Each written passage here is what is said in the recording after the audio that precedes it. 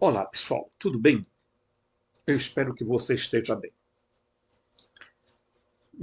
Meus amigos, nós estamos muito próximo de adentrarmos em um novo período de tempo, né? Em um novo ciclo histórico, porque é,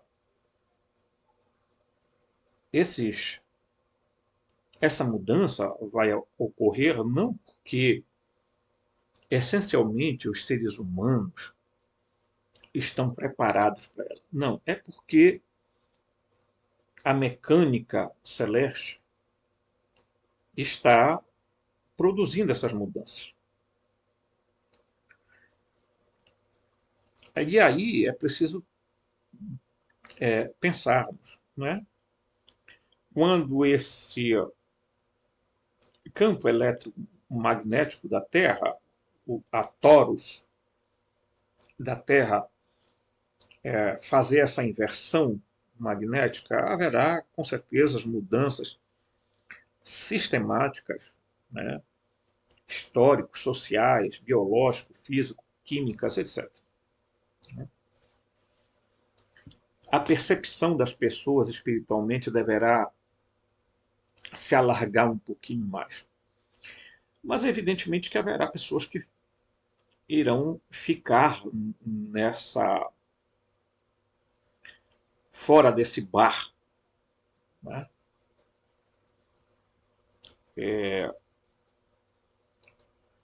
A humanidade, como nós a concebemos, chamando a humanidade de seres que seriam humanos, né?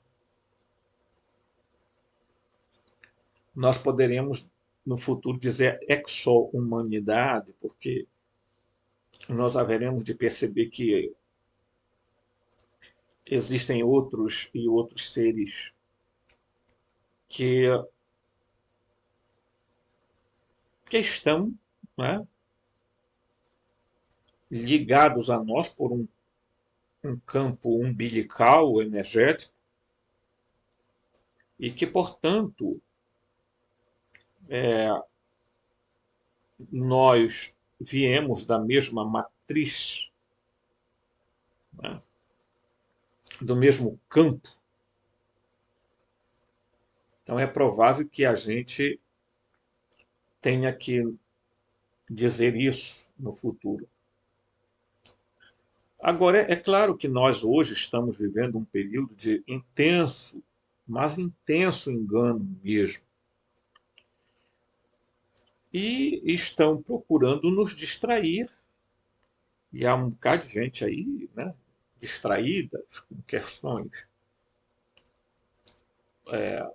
política, com questões de direita, esquerda, centro, não sei o que. Esse pessoal, você pode ter a ideologia que você quiser, você pode fazer as escolhas que quiser, mas lembre-se, todos, esquerda, direita, centro, extrema esquerda, extrema direita, tudo isso aí é fruto de um mesmo, e sempre houve, fruto de uma mesma mão que balança o berço. Tá? Eu acho que é uma das ilusões que os brasileiros mais têm na cabeça atualmente é falar de comunismo. Não, o Brasil é o país mais comunista que existe, se você quer saber. Desde a fundação da República. O Brasil não vai implantar comunismo nenhum. Isso já foi implantado. Né? Nós estamos dentro de uma república maçônica, produzida por maçons. Ok? E eles estão intrometidos na política, na economia, porque eles são elite. Tem aqueles pobres, coitados, que ficam lá nas lojas, que tem um comercinho no canto, no boteco da esquina e acham que são os bambambãs e coitado que estão lá estudando mística e gadu, né? São tão manipulados quanto aqueles que estão fora, né? Eu quero compartilhar aqui com vocês até uma coisa meio interessante, um texto, né, da internet, mas muito interessante porque é o seguinte: aqui está descrevendo-se, eu vou falar dele logo antes de eu ler para vocês, antes que eu leia para vocês. Houve e há uma experiência, né, fora do Brasil, que é falando através de pessoas que são conduzidas a uma espécie de transe, né? Uma espécie de transe, uma espécie de... E essas pessoas, elas transmitem um contato que culminou numa série de livros chamados A Lei do Um. Tá? A Lei do Um. A Lei do Um não pode ser entendido assim. E esses seres que transmitem essa mensagem, eles falam basicamente de muitos assuntos, mas dentre eles falam sobre a figura do demiurgo chamado Javé. Então, nesse trecho aqui, tá? Quando perguntado como o grupo de Javé se comunica com os povos, Ra, essa entidade chamada Ra, você vai ligar automaticamente lá com o Egito, né? Ra era o deus Sol. Tá? Esse ser chamado Ra responde. Aqui, ó. Tá? Ele responde o seguinte: esta é uma questão um tanto complexa. A primeira comunicação foi o que você chama de genética. Já falamos disso aqui, né? A segunda comunicação foi a, a caminhada entre seus povos para produzir mais mudanças genéticas na consciência. Então, a primeira é uma intervenção genética, a segunda é uma espécie de intervenção genética na consciência. Mas vamos clarear isso para o aspecto religioso. Qual foi a segunda intervenção de Javé? Ou de Enlil, Enki, Anunas, Elohims, Arcontes? Tá? A terceira foi uma série de diálogos com os canais escolhidos. Canais escolhidos, vocês sabem, eles resolveram escolher pessoas na Terra com os quais eles resolveram se comunicar. Né? Eles tinham que perpetuar o seu poder dentro do universo Terra, dentro da Terra base. Então, eles precisavam fazer isso. E ainda hoje precisam fazer isso. Tá?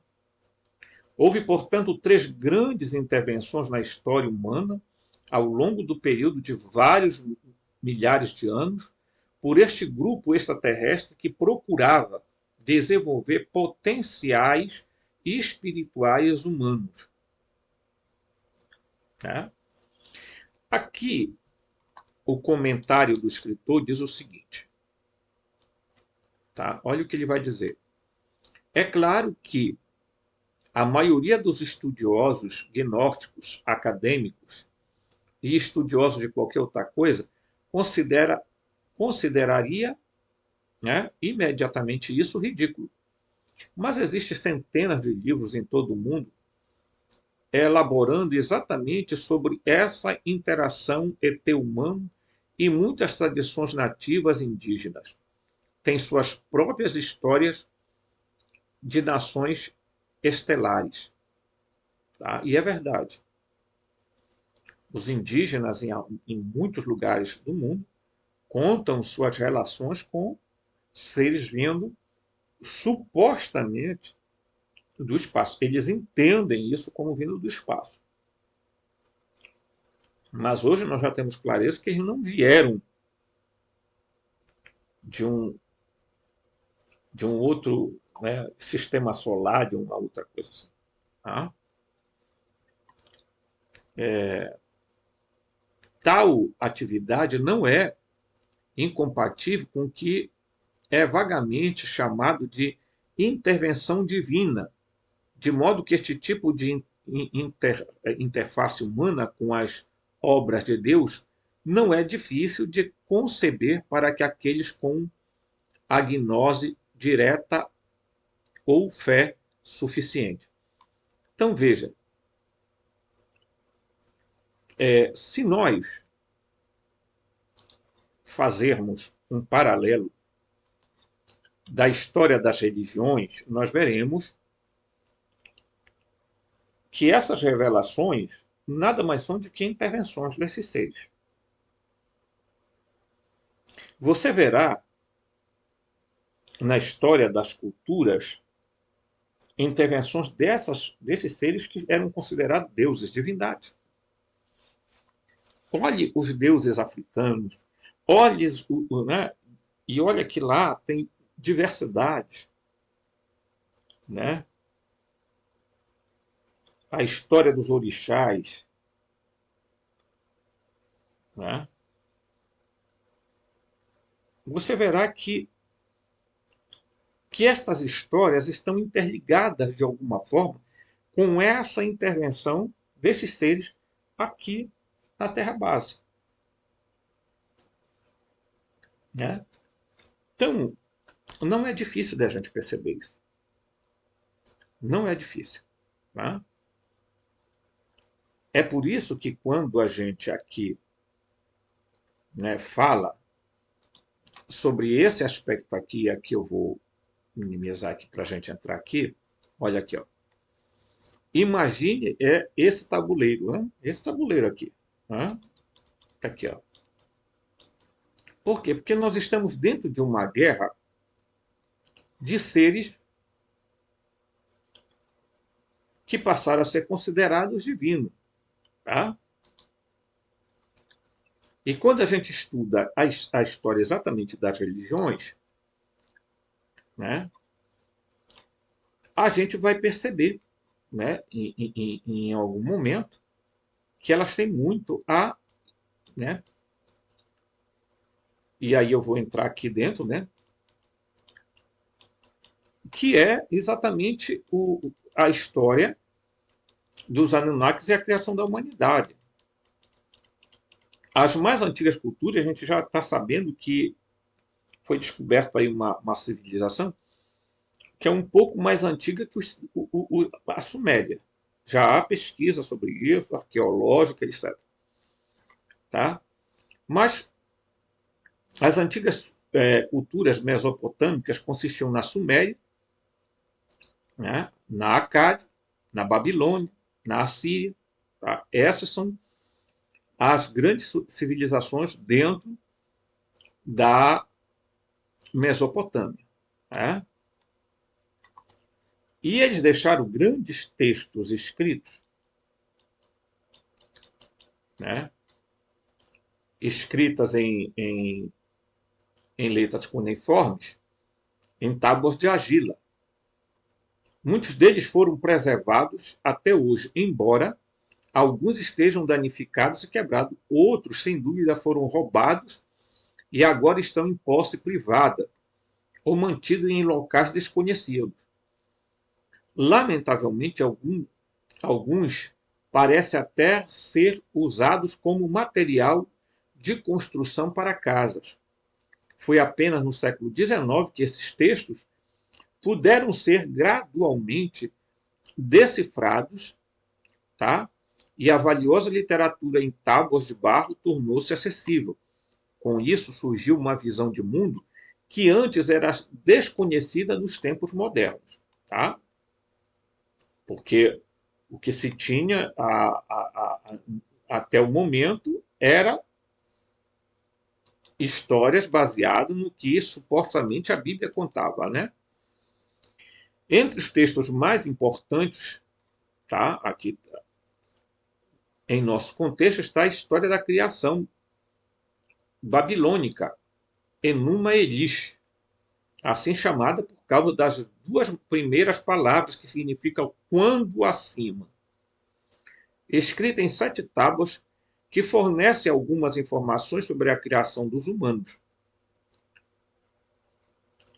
Descreve brevemente esta história da criação, referindo-se a várias traduções, que diferem em parte, em alguns casos, extensivamente. Uma descrição muito mais antiga está publicada em outro dos meus livros, diz o escritor. Né? O nome do livro dele é Começou na Babilônia. Esse livro foi publicado em 2008. Tá?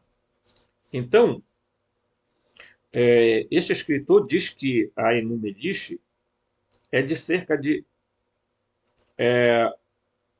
2.000 anos antes de Cristo. 2.000 anos. Então, vamos lembrar que os escritos da Suméria vêm ser muito mais antigos que a Bíblia.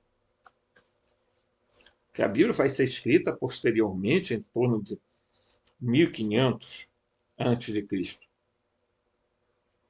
Né?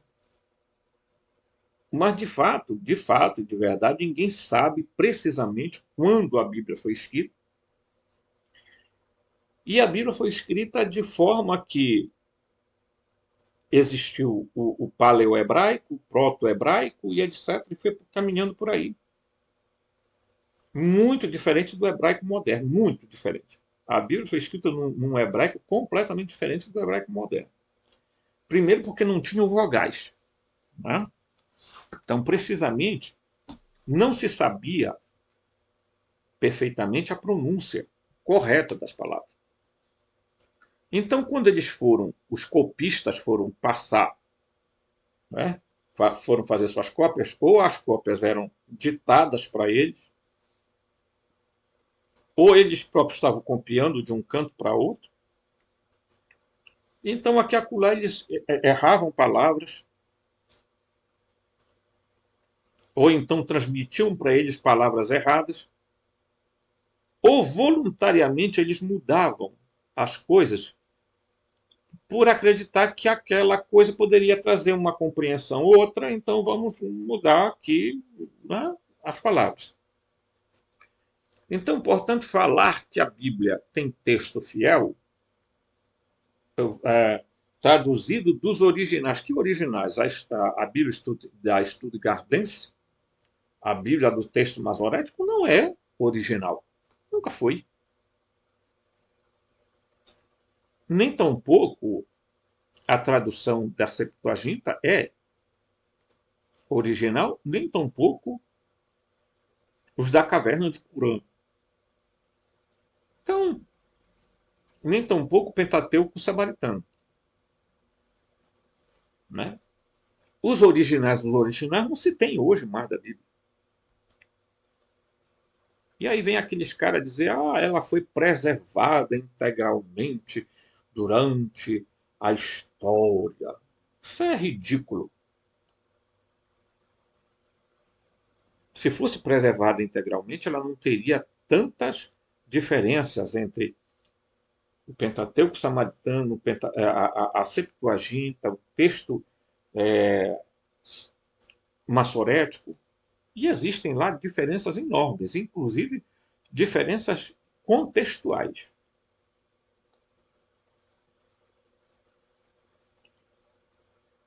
Então, muita gente baseia sua cosmologia em um livro que foi escrito em torno de 1500. Mas foi revelado por Deus. Que Deus? De que Deus você está falando mesmo? Você está falando do Jeová, do Javé, do Alá, do Brahma? Lamentavelmente, você está cometendo um equívoco, porque eles não são Deus. A Bíblia não fala de Deus. A Bíblia fala dos Elohim, fala de El, de Baal, de Asherah, de Javé, de El, né? De Elion, do El Shaddai.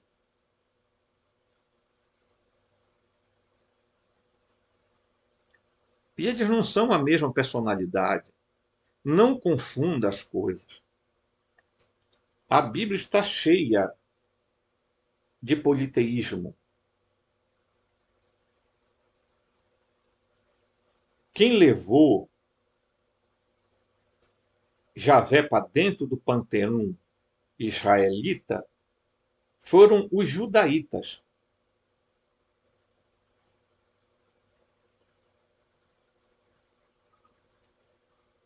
Essa confederação de tribos chamada Israel, que inclusive tem El no meio, e El não é Javé, né? Quem levou para lá foram os judaítas, uma das tribos, que não tem nada a ver com os filhos de Jacó. Eles tentaram montar isso dentro de uma lógica, né? Depois as tribos desapareceram e aí aparece só uma das tribos durante a história, que já são os judaítas. A tribo segundo o qual Davi é o herdeiro, né?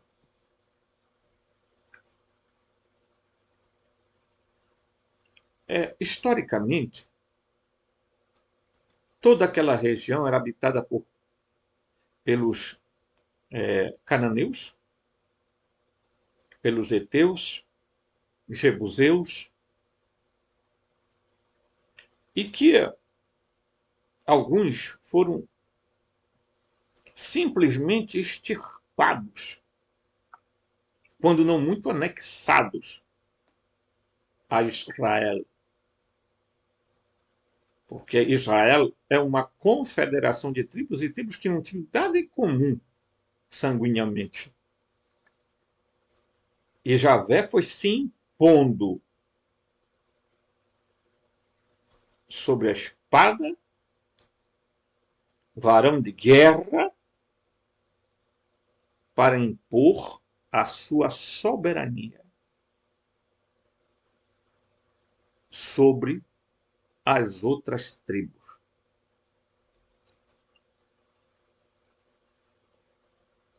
Quando lá no Êxodo ele diz: não terás outros Elohims além de mim, é porque ele tinha certeza que existiam outros.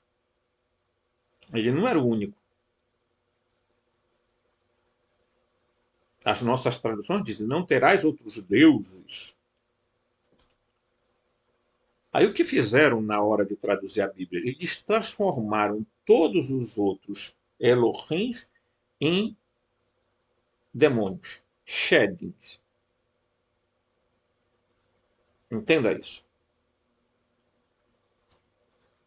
Eles transportaram a história dos Anunas para dentro da Bíblia, deram nomes ao Elohim, né, a Enlil, foram sofrendo variações, se transformou em em Elohim, enquanto Enki foi caminhando para se transformar em Javé. Né? Então é só a gente tentar ser um pouco mais sóbrios e históricos. Tá? Quando os gnósticos chamavam o ser criado de Ialdabaoth, aquele ser que foi criado a partir de Sofia, né? né? Aqui, ó. E Aldabaoth designa 7 dos seus arcontes para governar 7 esferas planetárias. Então ele cria a Terra e decide povoar. Ele cria a Terra? Não. A Terra já estava aqui. Ele não cria a Terra. Ele chega e monta a sua equipe aqui nas regiões da Terra base. E as 7 esferas, vamos lembrar que a cosmologia de Aristóteles diz que a partir da Lua tudo é composto de éter e que o que movimenta os astros é o éter. Eles são movimentados pelo éter, porque Aristóteles concebia uma Terra esférica, mas que era rodeada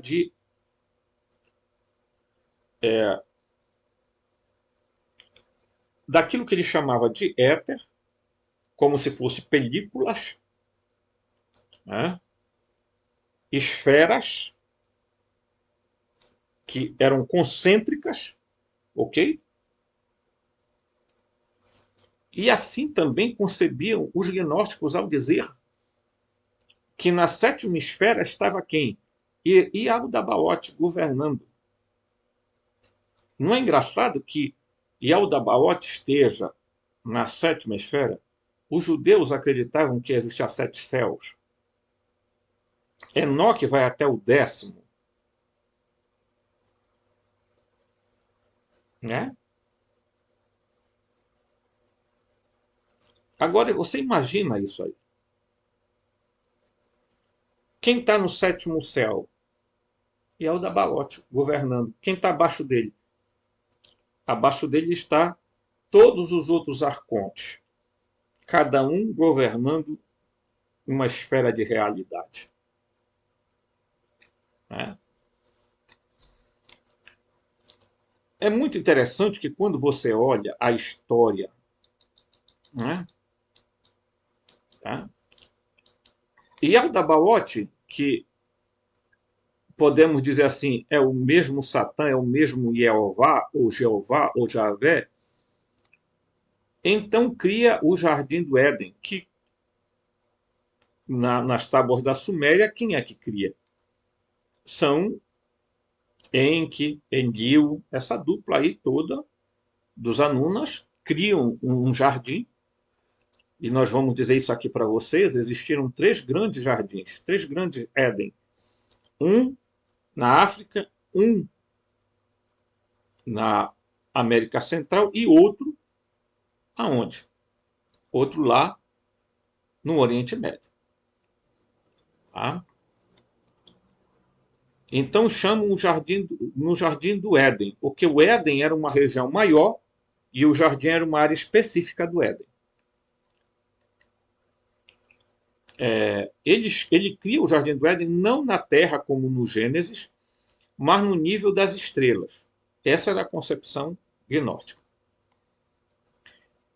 Ele cruelmente diz que seus cativos humanos para não comerem da árvore do conhecimento do bem e do mal. A árvore do conhecimento significa a árvore da gnose. Tá? Dat, em hebraico. Dat. Ok? Em algumas versões, por exemplo, em a hipótese dos arcontes, entre os textos de Nag Hammadi, a serpente é o agente de Sofia, e citando Adão e Eva a desobedecer. Quer dizer, existe uma visão gnóstica de que a serpente, quem foi que mandou? A Sofia. A Sofia disse, bem, eu fiz uma besteira, eu preciso corrigir essa besteira, então eu tenho que mandar algo para dizer para eles que, ao contrário, eles devem comer a serpente. Da árvore do conhecimento, não comer a serpente, não. Né? Não deviam comer a serpente, né? Engraçado, isso aí saiu sem querer, gente. Eu não vou fazer corte para corrigir isso aqui, não. A correção vem agora, tá? Então, ela envia a serpente para dizer a Adão e Eva que comessem da árvore do conhecimento, date, ou em grego, gnos. né? Para que eles saiam da ignorância. Tá? E aí, diz aqui o texto,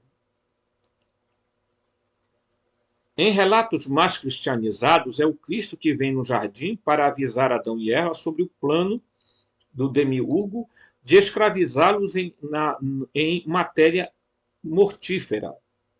Tá? E aí, diz aqui, e Aldabaote é conhecido por judeus e cristãos como Jeová, ou apenas como Deus. Os gnósticos frequentemente e ironicamente citam Yaldabaoth, declarando que ele é um Deus ciumento, alegando que sua ignorância, que ele é o único Deus, né? Porque é isso que eles começou a pensar. Finalmente, o papel de um Salvador, mesmo nos documentos posteriores, quando este, principalmente Jesus, não é morrer pelos pecados das pessoas. O pecado tem pouco a ver com a visão gnóstica, particularmente e peculiar conceito cristão do pecado original, carregado por todos os humanos, que é uma bobagem sem pé, sem cabeça. Tá? As figuras salvadoras do gnosticismo tentam despertar as pessoas do efeito mortífero de estarem encerradas na matéria e prepará-las para o árduo voo individual imaterial através do cosmos após a morte para tentar alcançar o pleroma e se refundir à sua centelha divina com a nossa principal, localizado lá. No cosmo gnóstico, cada um dos planetas é regido por um dos arcontes. Lembre disso. Tá? Na cosmologia gnóstica, cada um dos planetas é regido por um dos arcontes. E o espírito liberto da matéria pela morte deve persuadir o arconte a deixá-lo passar pela esfera cristalina desse planeta. Observe aqui, esfera cristalina. Quem foi que falou de esfera cristalina? Lembram disso? Quem foi que falou? Aristóteles. Não é? Então, Aristóteles fala exatamente que o éter está, né, após a Lua, é ele que rege tudo. O éter está ali como que formando esferas concêntricas, né, películas muito sutis de energia, aonde estão governando os arcontes. Então, Jesus fala nos evangelhos gnósticos que quando a pessoa morre, ela tem que se esforçar para passar pelos arcontes. E aí, veja bem, longe do que você possa imaginar de misticista, eles estavam falando para nós de seres realmente de fato e de verdade. Eles estavam falando para nós desses seres, dos Elohims e dos Anunas. Era a mesma coisa. Né?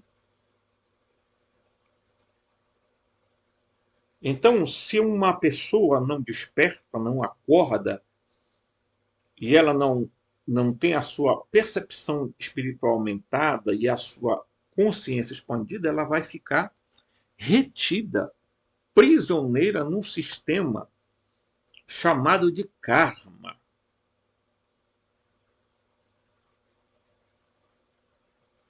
Tá? De karma. Isso é muito importante a gente entender. Tá? Senão as pessoas não saem de jeito nenhum desse sistema. Tá? Então, quando você entende tá?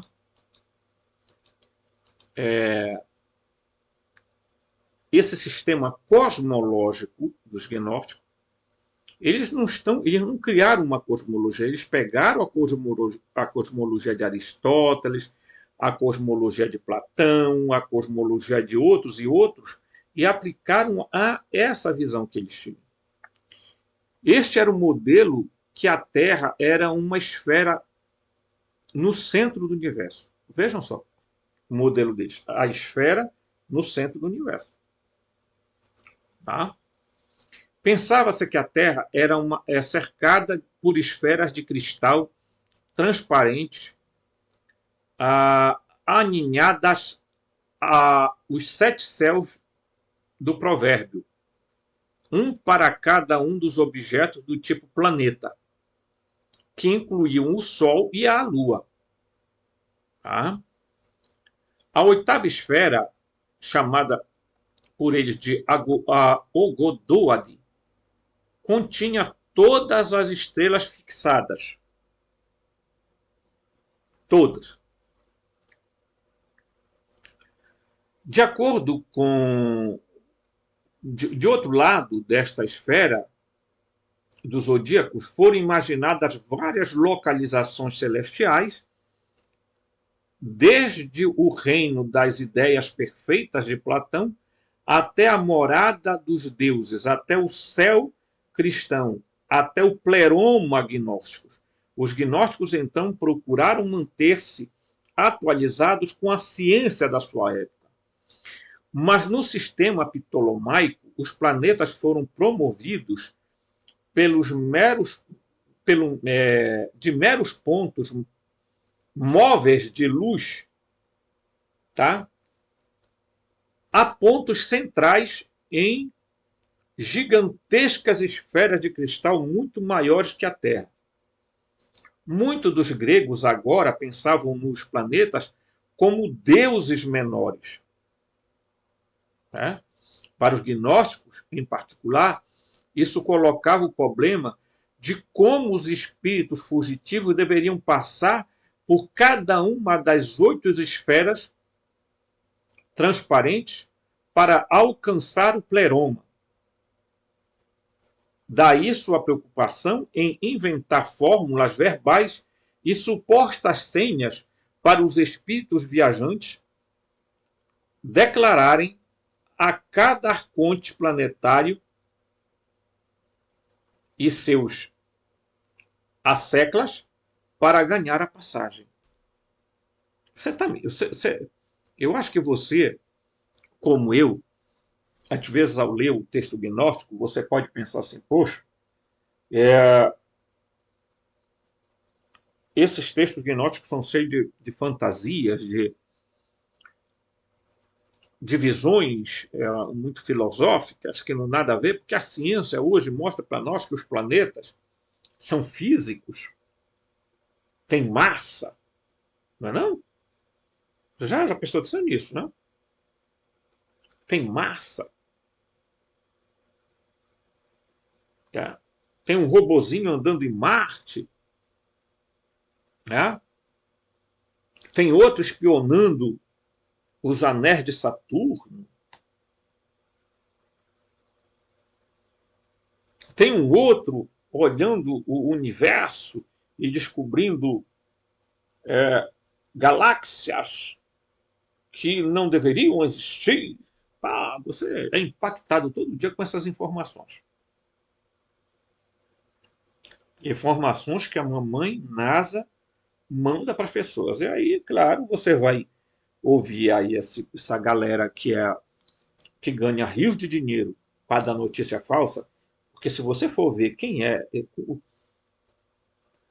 você vai ver esses caras que trabalham em rádio, jornal, televisão no Brasil, o salário médio de um camarada desse aí, que é para dar notícia, é 500 mil, 600 mil, 1 milhão de reais. Eles ganham muito mais do que um presidente da República. Para quê? Para contar mentira. Para falarem que a redação deles quer que eles falem. Ou vocês acham mesmo que eles vão perder essa boquinha em nome da do pensamento independente, crítico deles, mas não vão mesmo. Olhe para as televisões, Globo e todas essas aí outras adjacentes, né, que a Globo é o Sol e as outras são todos planetinhas girando em torno dela. Né? É assim que é. Mas todas dão a mesma notícia, com palavras diferentes, mas manipuladas do mesmo jeito, porque a fonte da informação deles é as mesmas. Quem são os donos dos grandes conglomerados de informação? Vá pesquisar quem é o dono da Reuters, quem é o dono não sei de quem é dono não sei do que, você vai ver.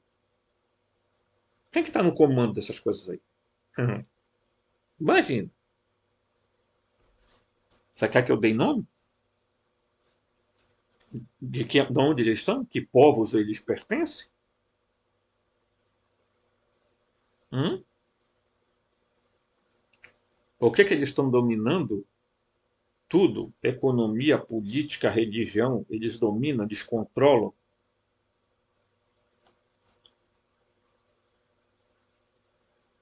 Eles creem muito mais no Talmud do que na Bíblia, do que na Torá. Eles apresentam a Torá aí para a gente como se fosse o livro de cabeceira deles, mas não é não. Né? Então imagina, tá? Esse pessoal nunca vão dizer que a Terra é outra coisa. Não espere deles que eles não vão dizer que a Terra tem esferas concêntricas, não. Eles vão dizer que a Terra é aquilo que Galileu falou, que o não sei quem mais falou. Foi isso aí, acabou a história.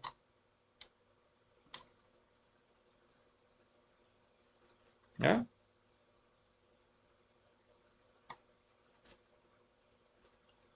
Olha aqui, vou mostrar aqui para vocês um negócio interessante. Vou diminuir aqui, olha aqui. O que vocês estão vendo aqui é a imagem de Júpiter. Recente, recente. Imagem de Júpiter. Vocês estão percebendo uma coisa engraçada ao redor aqui? Ó? Não parece a cobra comendo o próprio rabo? Ok? Percebam isso aqui. Percebem que isso aqui parece um olho?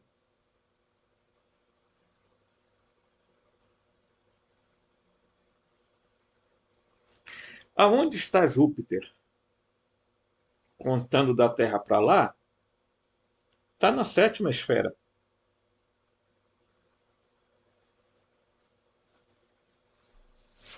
Isso aqui não parece o olho que tudo vê? Não é não.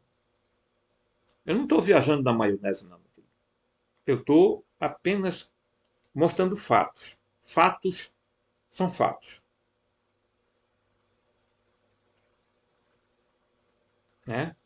Você pode pesquisar essa foto aí, ela é recente. Tá? Ela é recente, tirada lá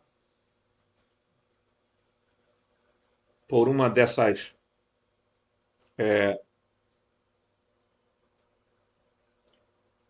naves terrestres que estão averiguando os planetas, né?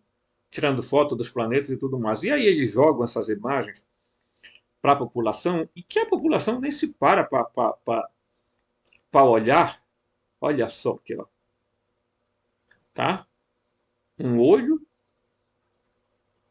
e isso aqui, ó. Isso é tudo simbológico. Isso aí, um risco quer dizer Francisco. Mas as pessoas não estão ligando para isso, porque as pessoas se desconectaram das coisas.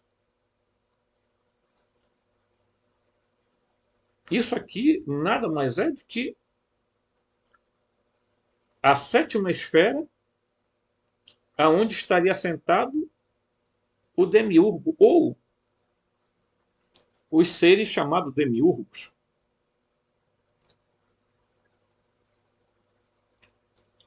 Tá? E como aí só tinha essa concepção, Ptolomeu depois mudou. Começou a dizer que esses planetas eram maiores do que eram, né? Esses astros eram maiores do que a Terra. Bem, né? Mas aí a gente tem que, olha só, né? Isso aqui é Júpiter. Parece que algo está olhando para quem? Para a Terra. Eu estou vendo você. Né? Não sei se vocês lembram desse filme. Né? Então, olha só. Né? Muitos.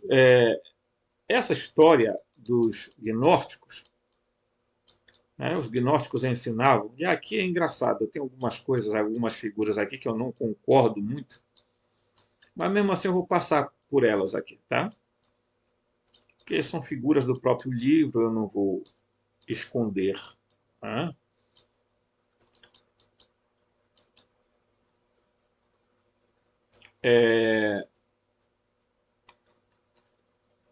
O Interrigo Ioannis é um conto cátaro sobre a lendária queda dos anjos, tá?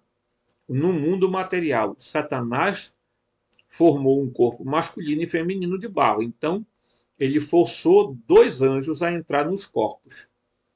Satanás, o dragão, prendeu e capturou todos os anjos que conseguiu tirar do céu quando eles caíram. Lembra daquela história bíblica sobre um terço dos anjos do céu sendo arrastado pela cauda do dragão? Os gnósticos dizem que fomos nós. Nós somos os anjos caídos. Essa é uma teoria que se tem. Tá? Aqui não estou afirmando absolutamente nada. Estávamos presos, fomos enganados. Tá? Essa história associa a figura de Satanás. Quem é Satanás, gente? Satanás nada mais é do que o próprio demiurgo. Quem é Lúcifer? É o próprio demiurgo. Não se deixe iludir, não é outra coisa. Tá? Não é outra coisa. Quando você pega, né? Você pega, por exemplo, a Bíblia, deixa eu pegar aqui. Vamos pegar um texto aqui. Um dos livros mais antigos da Bíblia supostamente seria o livro de Jó. Tá? Segundo alguns, seria o livro de Jó. Tá?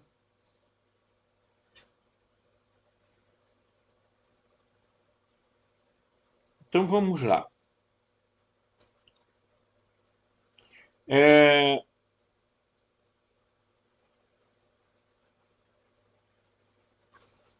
E aí eu quero contar a história do que acontece.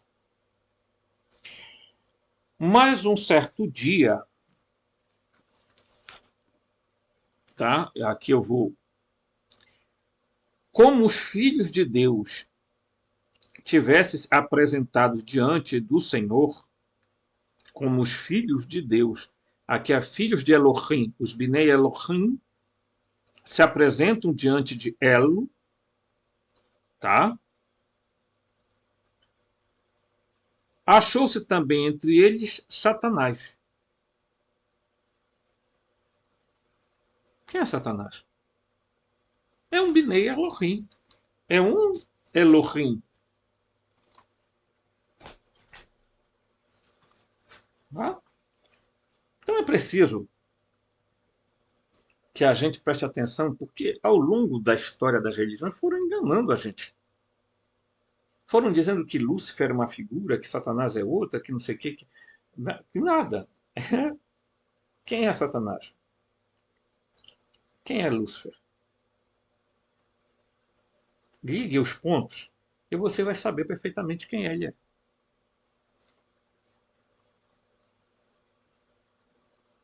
A palavra Satanás que é uma espécie de acusador.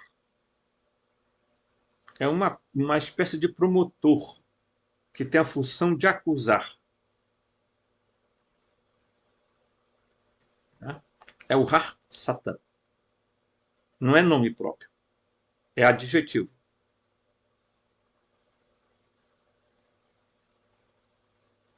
Tá? Muito bem. Estamos quase terminando aqui o vídeo. Estou olhando o tempo. Eu quero dizer para você assim, olha, aproveite esses vídeos. Aqui eu não estou querendo outra coisa a não ser despertar você. Porque quando as pessoas são despertas, elas aumentam a sua percepção espiritual, elas expandem a sua consciência. Não é que elas vão ser perfeitas, que elas vão deixar de ter problemas na vida. Não, elas vão enxergar a realidade como ela é. E vão trabalhar a partir dessa realidade para mudar sua situação interior e exterior, mudando também seu aspecto social, econômico, seu papel integrativo, ok? Mas vai trabalhar o seu interior para quê? Para que o seu interior possa expandir-se.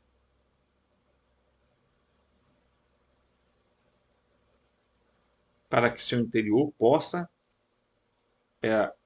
se encher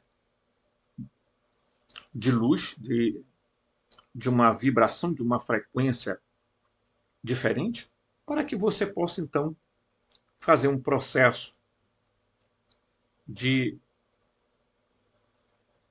deificação ou evolução, como você queira chamar.